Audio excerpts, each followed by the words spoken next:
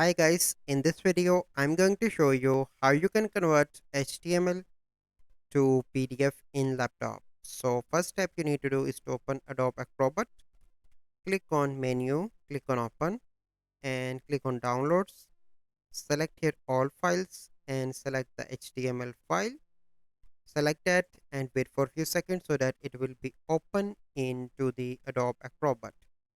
So you need to wait for few seconds here so that the file will be open because it took few seconds to open that file into the Adobe Acrobat.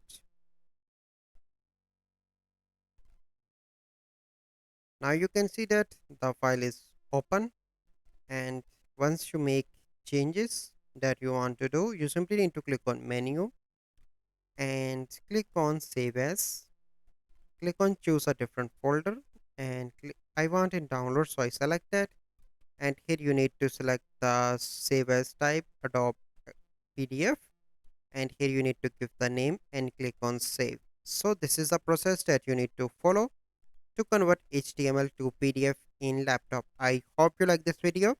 Make sure you subscribe to our YouTube channel as well. Thank you.